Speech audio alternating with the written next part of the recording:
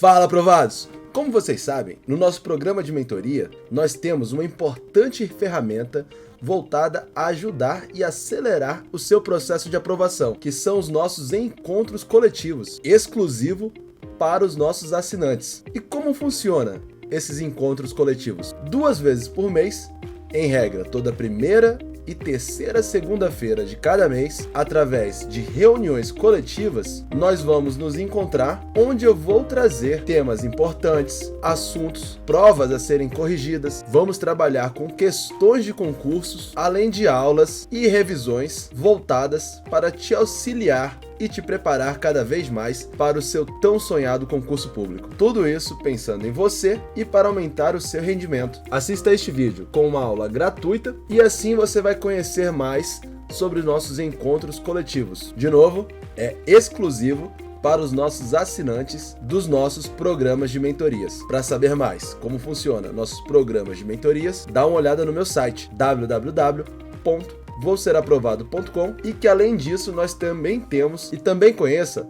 nosso serviço de consultoria. Tudo está lá para você no nosso site. Além disso, também se inscreva ao nosso canal para você ter acesso a todas as dicas, aulas, informações, conteúdos que vão te ajudar na sua aprovação e vai te tornar um aprovado. Segue a gente no Instagram, @DeltaThiagoPaixão, e faça parte do nosso grupo aberto do Telegram, cujo link você vai encontrar na descrição deste vídeo.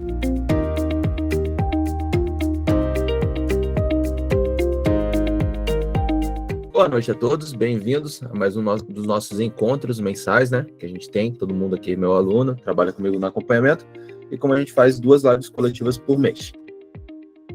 Machucada na cara, tá de boa ainda, tá tudo tranquilo, mas vamos lá. E hoje, como eu falei para vocês, a gente fez um debate aqui antes, a gente vai tratar sobre a lei do processo administrativo, beleza? Deixa eu compartilhar a lei com vocês. Eu vou tratar dos temas mais importantes de processo administrativo, mas a gente não vai olhar a lei toda. Dá para ver aí? Tá vendo bem? As 2 telas? Vocês conseguem enxergar as 2 telas boas? Fechou. Beleza. Bom, vai tratar os pontos mais importantes da lei e eu trouxe também a jurisprudência, aquilo que tem mais de importância na lei também da lei 9784, que é a lei do processo administrativo. Tá, mas aí tem um problema. Primeiro problema, a lei, ela regula o processo administrativo no âmbito da administração pública federal. De quem é a competência para legislar sobre procedimentos? Não, primeiro, de quem é a competência para legislar sobre processo?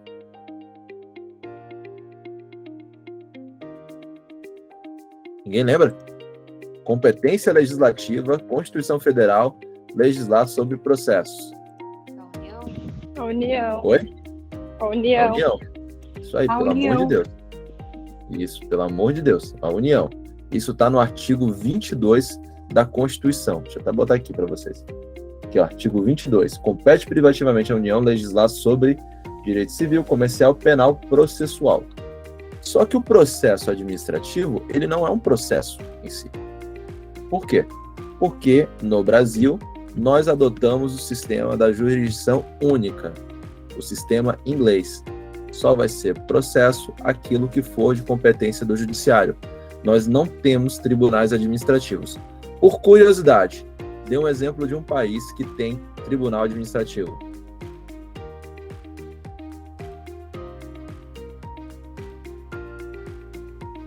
Vou dar uma dica para vocês. Eles comem croissant, escargot. Tem uma torre lá, empinada, feita de ferro. Qual é esse país? França, né? A França tem, por isso que é chamado sistema francês, o sistema do contencioso administrativo, e o sistema inglês, que é o sistema da jurisdição única. O judiciário julga tudo. Então, o que for processo é aquilo de competência do judiciário. Então, a competência da União, a competência privativa da União para legislar sobre processo, é o que a gente conhece: processo civil, processo penal, processo do trabalho, o processo tributário também. Tudo isso vai ser a competência da União, as regras processuais. Porém, no direito administrativo, e não é todo o direito administrativo, que é um erro que alguns doutrinadores fazem. Eles falam assim, o direito administrativo todo é regulado é de competência comum. Não é todo. Por quê? Porque, desapropriação. A desapropriação é uma espécie de intervenção administrativa. Mas isso não é parte de direito civil, isso não é parte de direito constitucional, né? Não, cara, mas o modelo de desapropriação é o quê? É a inclusão do Estado. O Estado vai lá e toma o bem do particular em razão de interesse público. A gente vai falar sobre intervenção administrativa mais no futuro, mas a ideia de desapropriação é essa. E isso faz parte do direito administrativo. Também tem outras coisas que fazem parte do direito administrativo que estão aqui. Então não é todo o direito administrativo, mas a grande parte do direito administrativo pode ser regulada pelos estados, não é competência privativa da União, pode ser regulado pelo município. Por quê? Porque a competência comum, o artigo 23, artigo 23 não, o artigo 24 diz assim: compete à União, aos estados e ao Distrito Federal legislar concorrentemente sobre, e fala, tributário, financeiro, penitenciário, econômico, urbanístico, e o mais importante para a gente nesse momento, qual é?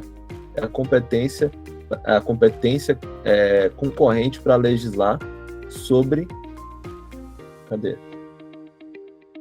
procedimentos em matéria processual e também o resto. Se você for pegar assim, juntos comerciais, se você for pegar a parte do direito administrativo toda,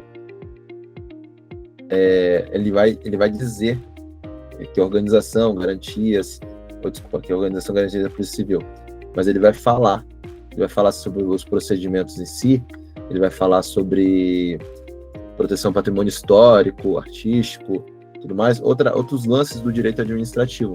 Então isso vai para a competência concorrente. O Estado pode legislar diferente da União? Depende do quê? Se não houver lei federal. Então a competência para legislar sobre o direito administrativo ela é concorrente. Por isso que a gente tem uma lei federal que regula o procedimento administrativo no âmbito da administração pública federal. E aí aquele próprio artigo lá 23, ele diz assim, a União vai fazer normas gerais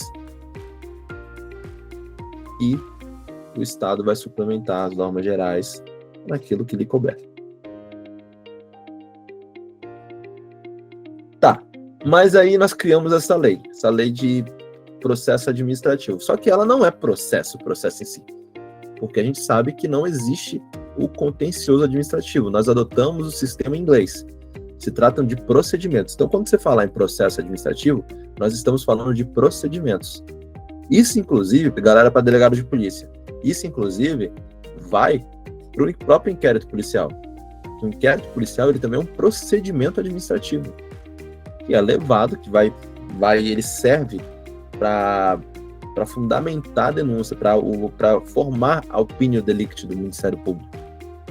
Então ele serve, é como se fosse uma investigação prévia, não vou falar prévia, na verdade é como se fosse uma investigação que vai ser levada ao MP, o MP vai ali decidir se denuncia ou não, para que o juiz instaure o processo, inicie o processo.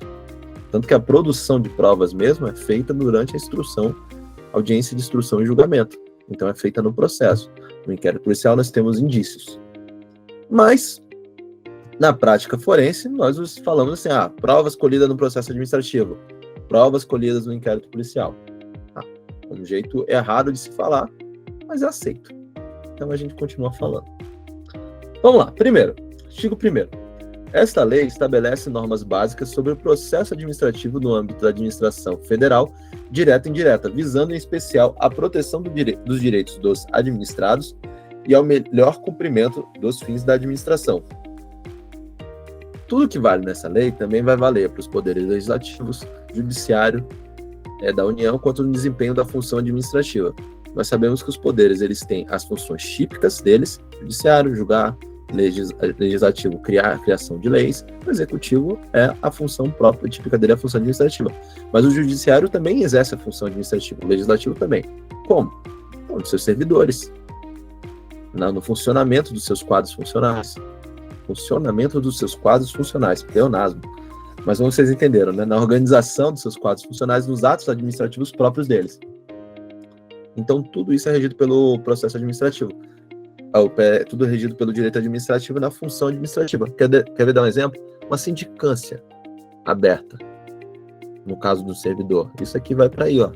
Vai para a lei do processo administrativo. E ela se assemelha muito, ela precisa, na verdade, de uma outra lei, que é a Lei 8.112, no caso da União, que é o Estatuto dos Servidores Públicos Federais. Por quê? Porque lá que tem as condutas de regras. Isso aqui é a parte depois.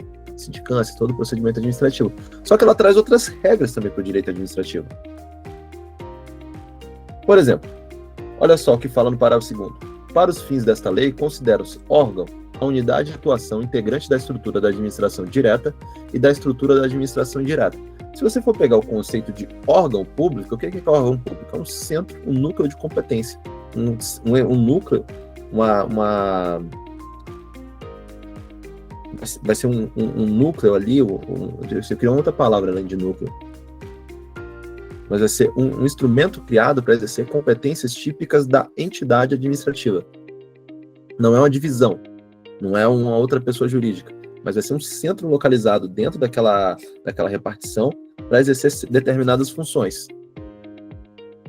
Entidade, a unidade de atuação dotada de personalidade jurídica, que são as entidades da administração indireta. E autoridade, o servidor agente público dotado de poder de decisão. Ele dá o quê? Essa lei já deu alguns conceitos. Não são os melhores conceitos, porque eles não são autoexplicativos, mas já funcionam para você entender um pouco mais. E aí, ela também trouxe alguns princípios. Dentre eles, alguns que já estão previstos no texto constitucional, o princípio da legalidade, o princípio da moralidade, quer ver? O princípio da eficiência, mas também trouxe outros princípios que são considerados infraconstitucionais ou implícitos na Constituição. Por exemplo, qual é um princípio que está lá implícito na Constituição, que está aqui? A finalidade. Um outro princípio implícito, contraditório. Bem, não é tão implícito, né? Porque o contraditório e a ampla defesa são explícitos na Constituição Federal. Mas o interesse público é um princípio implícito. Mas temos outros aqui, ó, traz motivação, razoabilidade, proporcionalidade, segurança jurídica, por aí vai. Trouxe outros princípios da administração pública e deixou como rol exemplificativo, ó, dentre outros. E nos processos administrativos ela diz como é que vai ser regulado o processo administrativo, quais são as diretrizes que são seguidas pelo processo administrativo, que está lá no parágrafo único do artigo 2º da Lei 9784. Bom, passando adiante, nós temos alguns deveres do administrado e direitos do administrado também. Mas aí você dá uma lida na lei, tá tudo ótimo. Só que isso aqui nos interessa, o artigo 5º. Por quê? Porque ele diz assim, ó, o processo administrativo pode iniciar-se de ofício ou a pedido do interessado. Para o processo administrativo, lembrando que processo administrativo é um procedimento administrativo, a gente não está falando em processo. Então não precisa ter aquela jurisdição inerte, juiz inerte. O juiz não precisa ser cutucado. No processo administrativo, não. No momento que a autoridade ali, superior, a pessoa o servidor público que tem o dever de agir, ele toma ciência de uma conduta, a palavra já fala, dever de agir. Ela deve agir. É por isso que os procedimentos administrativos, eles podem ser instaurados mediante requisição, a pedido ou de ofício. Eu, sabendo de um fato típico criminal, eu posso instaurar um inquérito policial. Você tomando ciência de que está tendo uma conduta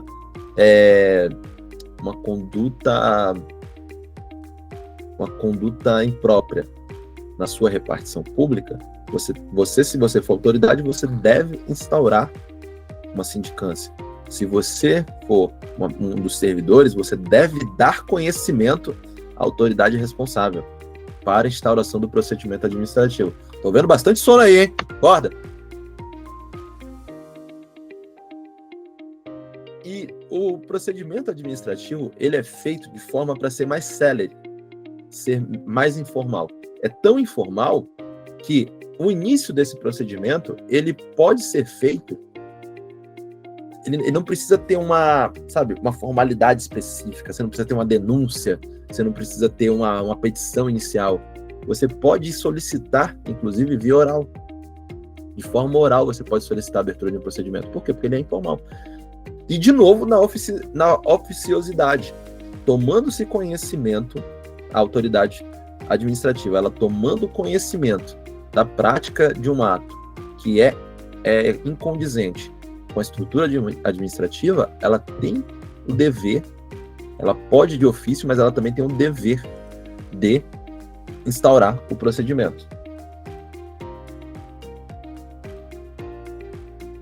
Que fala um rol de legitimados, mas esse rol também é aberto, viu? É um rol simplesmente exemplificativo. Bom, nós sabemos, e a lei do processo administrativo, ela traz alguns elementos do ato administrativo. Por exemplo, competência, forma, e por aí vai. Lembra? Quem trouxe esses elementos foi a lei do processo administrativo. E aí ela fala assim da competência. Primeiro, a competência é irrenunciável. Se você é o competente para adotar uma conduta, você não pode renunciar a essa competência. A competência é um elemento intrínseco ao ato. É um elemento que não pode ser disposto. Inclusive, é um elemento que é o quê? Vinculado. A lei determina qual é a competência, e essa competência tem que ser exercida. Ela não é discricionária. Ela não pode fugir da norma. E essa competência, ela pode ser atribuída para outra pessoa, outro sujeito, só em 2 casos, que são os casos de delegação e avocação, e apenas se a lei assim permitir. Então, se não houver impedimento legal, a autoridade administrativa, o órgão administrativo, pode delegar parte de sua competência a outros órgãos ou titulares, mesmo que estes não lhes sejam hierarquicamente subordinados, quando for conveniente, em razão das circunstâncias de índole técnica, social, econômica, jurídica ou territorial. Porém, contudo, todavia, não podem ser objetos de delegação. E isso vocês prestem atenção, cara, porque isso cai em prova. O que não pode ser objeto de delegação? A edição de ato de caráter normativo, a decisão de recursos administrativos e as matérias de competência exclusiva do órgão ou autoridade. Isto não pode ser objeto de delegação. E todo ato, tanto de delegação quanto todo ato, quanto de delegação quanto de avocação, ele deve ser motivado. E deve ser também dado publicidade. E a delegação, ela não é eterna, ela pode ser revogada. E é revogado a qualquer tempo pela autoridade delegante. E aqui fala, as decisões adotadas por delegação devem mencionar explicitamente essa qualidade e consideração editadas pelo delegado. Caso haja um vício, por exemplo, eu tô lá na delegacia, tô lá no plantão, saio rapidinho para comer um lanche. Quando eu volto, o escrivão já instaurou uma PF, começou lá e já ouviu algumas pessoas. Esse ato vai ser nulo ou anulável? E se for anulável, ele é passível de convalidação, sim ou não?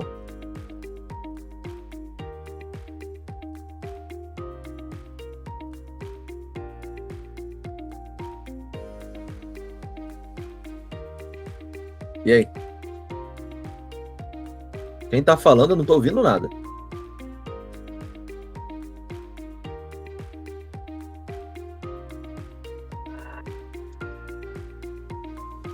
Ele seria anulável? E é passível de convalidação? Eu acho que não. Oi? Eu acho que não, mas eu não sei explicar. Se o ato é nulo, ele não pode ser convalidado. Se o ato é anulável, ele pode ser convalidado, tirando-se a nulidade do ato, a anulabilidade do ato, tirando o vício. Mas o escrivão teria competência para isso? Não, mas pode ser ratificado. Por quem? Pela autoridade competente. Teoricamente, eu poderia ditar que deleguei certas funções ao escrivão.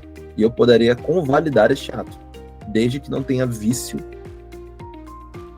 que afete o seu caráter, a sua legalidade. Mas ele teria que ter feito isso por algum motivo justificante, assim? Ou... Não, isso daí poderia... tem que ser tudo justificado, né? Mas pode ser convalidado. Então, convalidando-se, fica materialmente por isso. Se não houver... Oi? Alguém me falou? Ô, Thiago, isso pode ser uma prática, assim, uma praxe em determinada comarca? Não, né? Não. Tem que ser algo assim eventual. De preferência, né? Tombar inquérito, o escrivão tombar inquérito já é uma atribuição própria do delegado. Eu sei o que você vai falar. Em alguns lugares, as coisas não funcionam tão perfeitamente assim. Mas vamos trabalhar com o que a lei diz, e não que na prática o jeitinho faz funcionar. Não, então isso é comum? Não vou falar sobre isso.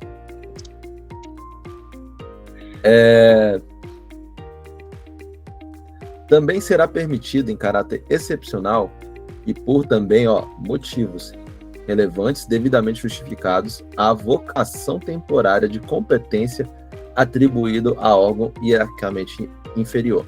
Por exemplo, como eu falei para você, um órgão público é um centro de competência. Polícia Civil é um órgão inteiro. Só que a Polícia Civil também é dividida em vários órgãos. Dentre eles, nós temos as delegacias, aqui no caso do DF, as delegacias circunscricionais e cada delegado. Então, cada delegado ali, eu poderia ser um órgão por si só. Eu sou um agente público. Na atuação minha administrativa ali do meu órgão. O que pode acontecer? O órgão superior, por exemplo, o diretor-geral, o delegado-geral, ele pode avocar inquéritos para si. Mas ele tem que fazer isso de forma justificada e temporária. Não é a competência dele fazer tudo, ele tem que justificar o porquê ele está avocando o inquérito. Mas isso pode ser feito. Então, aquele que pode mais, também pode o menos. A ideia é essa. Se eu estou em cima, eu posso puxar coisas que... eu passei uma atribuição ali ao meu subordinado, eu posso puxar para mim.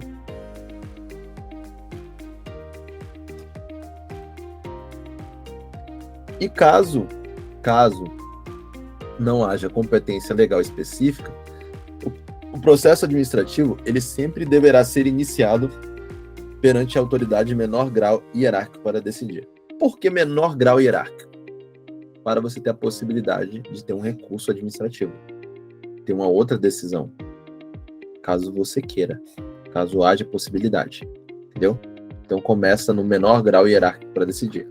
Por exemplo, você vai lá peticionar na delegacia pedindo a restituição de um carro. O delegado diz não vou restituir. Você pode usar de um recurso hierárquico para conseguir essa restituição. Um outro exemplo, você vai recorrer da sua multa de trânsito. Aí você vai lá no Detran e recorre. O Detran diz assim, não, você vai ser multado. Você tem a possibilidade de fazer um recurso. Inclusive, na possibilidade de você fazer recurso, antigamente se cobrava sobre esse recurso. Vocês lembram disso? Alguém lembra? Se cobrava para recursos administrativos? Ninguém lembra? Eu já fui cobrado. Até o quê? Até acontecer uma mudança de entendimento jurisprudencial que impediu essa cobrança. Qual foi essa mudança? Alguém lembra? Ninguém lembra? Vou botar aqui para vocês. Foi uma súmula, não foi? Uma emenda. Uma súmula ou uma emenda, eu acho.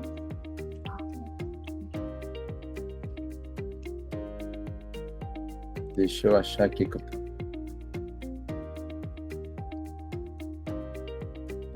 Cobrança para recursos administrativos. Deixa eu só achar aqui certinho.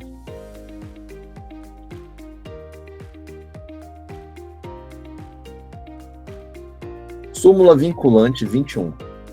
A exigência de pagamento prévio para interposição de recurso administrativo viola o direito fundamental dos administrados, então é inconstitucional a exigência de depósito ou arrolamento prévio de dinheiros ou bens para admissibilidade de recurso administrativo.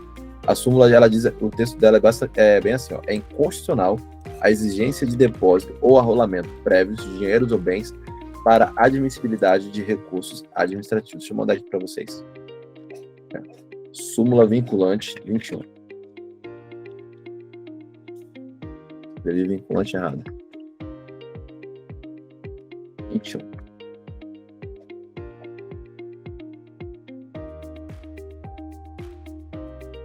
Bom, há impedimentos também no processo administrativo, tal qual se espelha no judiciário. Para quê? Para garantir a imparcialidade. Eu falei que não precisa da inércia. Você no processo administrativo vale pelo caráter da oficiosidade, mas tem que haver a imparcialidade. Então, tem o artigo 18, traz impedimentos, de artigo 18 em diante traz impedimentos e suspeição no caso do processo administrativo. Eu falei para vocês de outros elementos, ó. A lei também trouxe os outros elementos do ato administrativo, a forma, tempo, lugar. Então, são todos elementos dos atos administrativos. Em regra, como eu falei também, os atos administrativos, eles são informais, eles não precisam de forma determinada. Salvo quando? Salvo quando a lei expressamente exigir. Então, em regra, eles não precisam de forma, a não ser que a lei determine uma formalidade específica. Porém, devem ser feitos por escrito, no vernáculo brasileiro, com data local da sua realização e assinatura da autoridade responsável. Só vai também precisar de reconhecimento de firma quando houver dúvida de autenticidade, e a própria autentificação ela pode ser feita pelo órgão administrativo. Também, em regra, os atos administrativos eles devem se realizar em dias úteis, no horário normal de funcionamento da repartição, no qual tramitar o processo.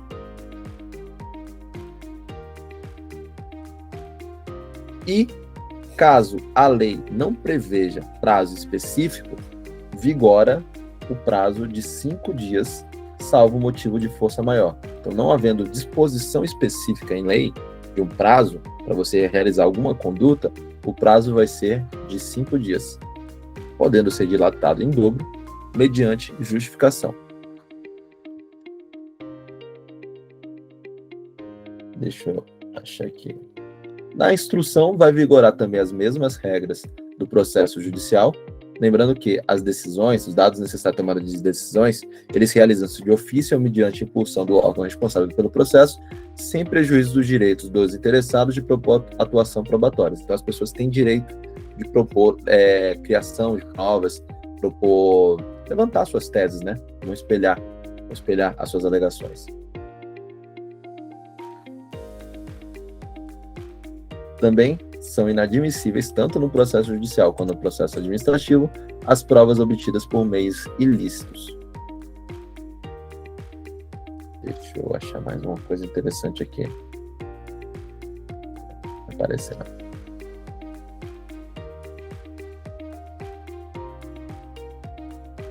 Aqui. No processo administrativo, como eu falei, nos atos administrativos, nós temos o dever de motivação. Os atos administrativos, eles sempre deverão ser motivados com a indicação dos fatos e dos fundamentos jurídicos.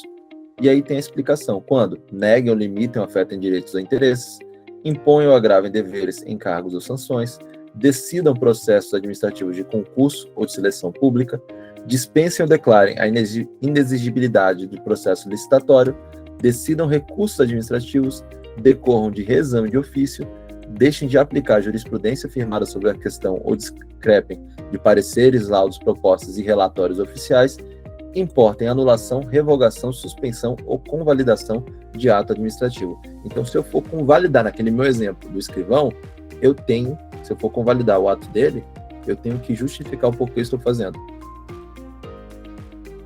Motivação, ela sempre deve ser explícita, clara e congruente, podendo consistir em declaração de concordância com fundamentos de anteriores pareceres, informações, decisões ou propostas que, neste caso, serão parte integrante do ato.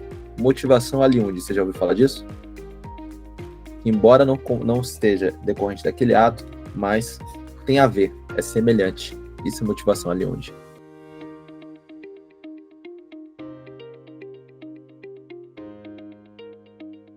Aqui. Esse artigo 53, ele inspirou súmulas.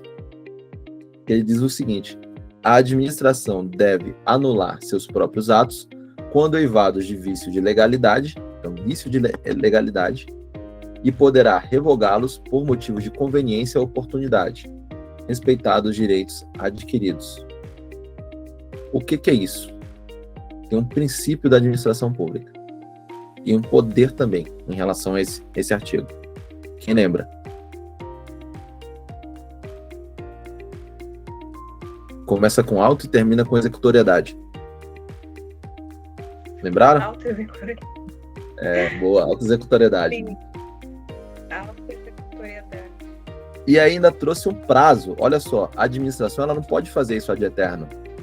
O direito de anular os atos administrativos, anular. Não estou falando dos atos nulos.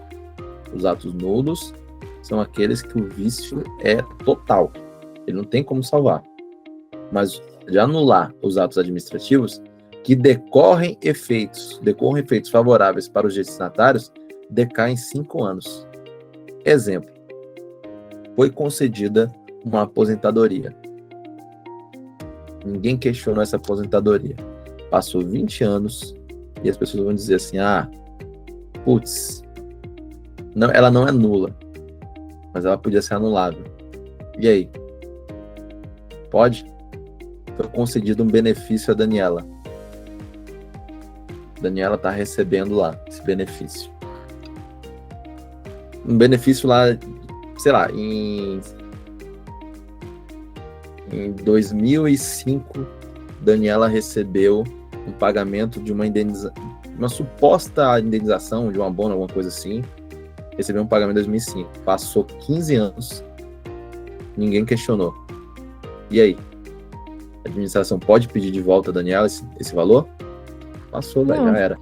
É prazo decadencial. Decadencial extinguiu o direito. E esse prazo é de 5 anos. Não tem um negócio de ser 5 anos a partir de quando a administração descobre? Contados da data em que forem praticados, salvo comprovada má-fé. Você recebeu, você achou que tinha direito. Ninguém falou nada, já foi. Inclusive, esse prazo de 5 anos, ele conta também para quê? Qual é um outro ato administrativo? Que vigora no direito tributário. Que a administração decai em 5 anos. Quem lembra? Todo mundo paga. Mesmo você não querendo, você paga.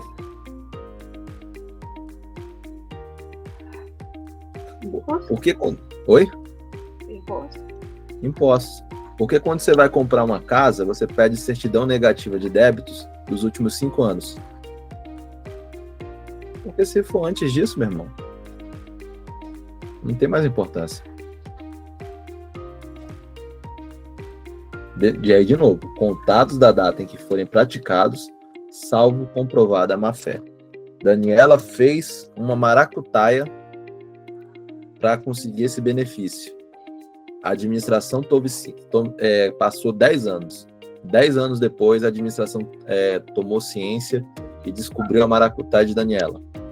Houve uma comprovada má-fé, houve uma fraude documental. Aí vai contar a partir da ciência, da administração. Mas a administração deve agir durante 5 anos. Mas deve agir como? Isso vale para o pessoal da pandemia que pegou aquele dinheiro mesmo sem precisar? Vale. Vale mesmo.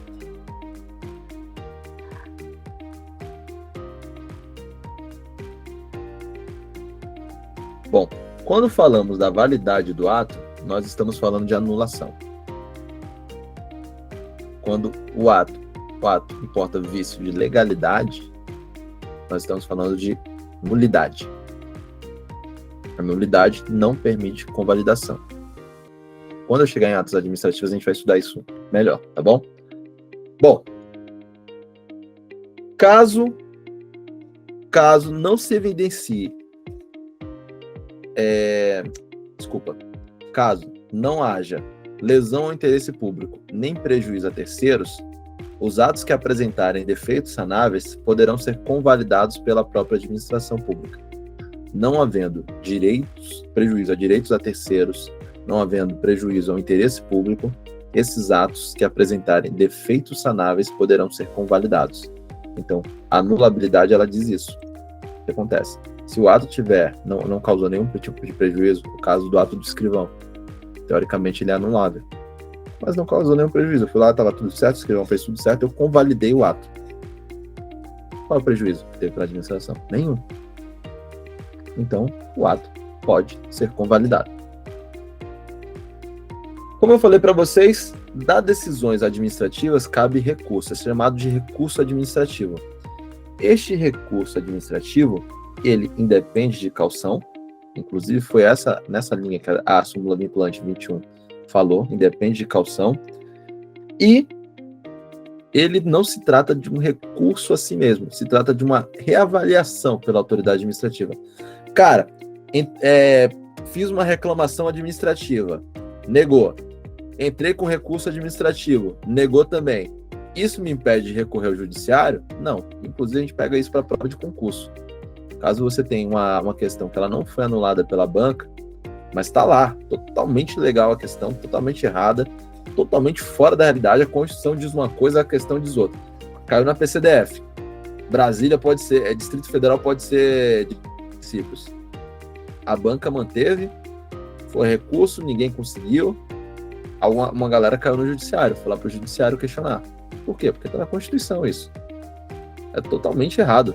Não é matéria mais de analisar mérito de prova, entendimento de prova. Ali já é uma coisa completamente de desacordo com o direito. E aí não impede a análise do judiciário. Por quê? De novo, nós estamos no sistema inglês, no sistema que não existe, que tudo que for tratado de processo é de competência do judiciário. E aí o recurso, ele não poderá ser conhecido quando for interposto fora do prazo, perante órgão incompetente, por quem não seja legitimado e após exaurida a esfera administrativa. A administrativa, ela também tem uma esfera. Vamos lá. Bom, da análise da lei, essas foram os principais pontos que eu queria trazer para vocês. Só que a gente tem algumas regras de jurisprudência. Primeira regra, súmula vinculante 5 do STF. A súmula vinculante 5, ela fala assim, ó, a falta de defesa técnica por advogado no processo administrativo disciplinar não ofende a Constituição. No processo administrativo, de novo, o processo administrativo é um procedimento. No processo judicial, é garantido a defesa técnica. Mesmo que você não queira, aquele negócio dos Estados Unidos, eu quero me representar, eu não preciso de um advogado. Não dá, cara. Você precisa de uma defesa técnica.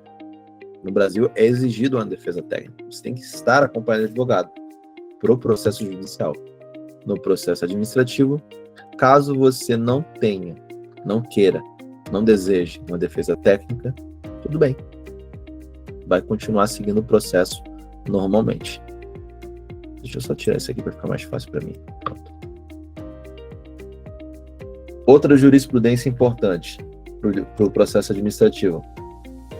Como eu falei para vocês, no processo administrativo, diferente do processo judiciário, nós estamos indo pelo caráter da oficiosidade.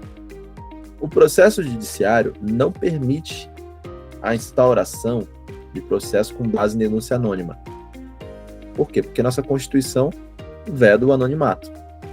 Mas a súmula 611 do STJ, ela fala assim, ó, desde que devidamente motivada e com amparo à investigação ou sindicância, é permitida a instauração do processo administrativo disciplinar com base em denúncia anônima, em face do poder e dever de autotutela imposto à administração. Ó, autotutela.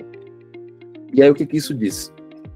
Isso diz o seguinte, que nós precisamos, nós podemos ter a denúncia anônima, deixa eu só tirar aqui, nós podemos, para ficar mais fácil para vocês verem, nós podemos ter a denúncia anônima desde que ela seja motivada, trazendo para o inquérito policial. Se alguém me falar assim, você pode iniciar um inquérito policial com base em denúncia anônima? Não. Mas o que eu posso fazer? Eu posso iniciar investigações. Dessas investigações, eu colher informações suficientes para iniciar meu inquérito policial. É mais ou menos isso que diz a súmula.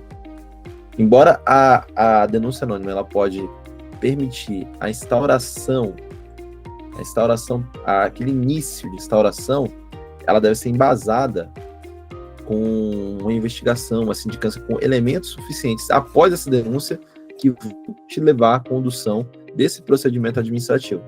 Consegue entender isso?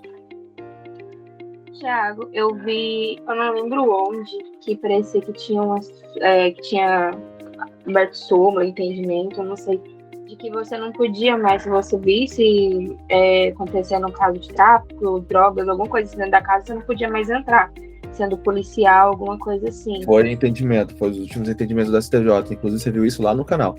Eu falei sobre isso naquela atualização jurisprudencial de maio até agosto, eu falei muito sobre isso.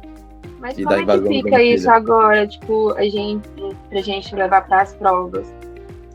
Cara, é o seguinte, não é que você não pode entrar na casa, é porque simplesmente você não pode entrar na casa sob certas afirmações, aquelas fundadas, mera suspeita.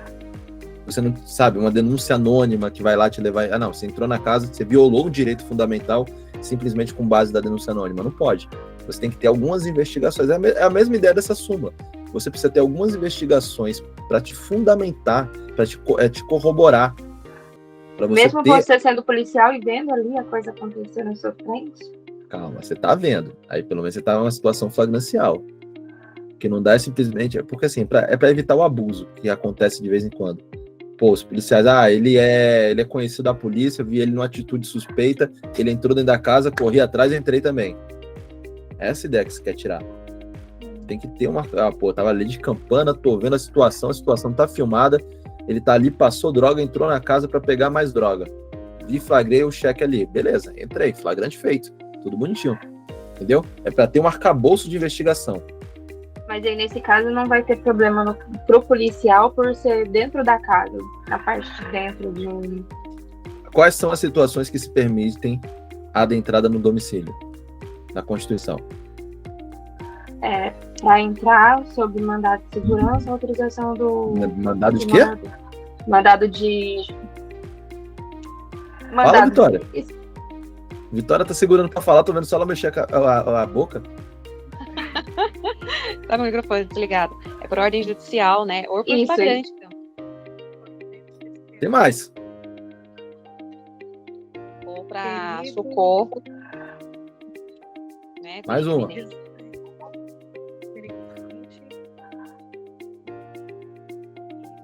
Sobre socorro, flagrante. Permitida a entrada Permitida a entrada no domicílio. Flagrante delito. Então, se eu estou numa situação flagrancial e no arcabouço ali investigativo, não é só uma denúncia anônima, coisa assim do tipo, que me fez violar. Eu tenho um arcabouço, tem uma investigação que me sustenta para eu entrar. Tava ali de campana, a gente filmou toda a venda de drogas, o cara pegando droga na casa, voltando. Quando ele foi pegar de novo, a gente deu bote. Beleza, tudo certo, tá filmado. Mas tá lá o flagrante, eu podia fazer esse bote. Aí tudo bem, flagrante delito. Qual é mais? Socorro, desastre, né? Socorro, desastre ou autorização judicial durante o dia. Beleza? Outra coisa também, cara, quando todo mundo lembra da aula de improbidade administrativa, né? O que eu falei para vocês? Improbidade administrativa, ela não influencia, não tem nada a ver com a sanção civil, penal. Pode correr, sanção civil e penal. A mesma coisa é pro o PAD. No caso do PAD, ele vigora a independência. Então, há uma independência relativa das esferas penal e administrativa. Isso é relativa. Pode haver repercussão? Pode. Apenas se tratando de absolvição no juízo penal por inexistência do fato ou negativa de autoria. Se o juízo penal absolver o investigado por inexistência do fato ou negativa de autoria, vai repercutir na esfera administrativa. Mas a regra é a independência das instâncias. Outra jurisprudência que tem que ter atenção.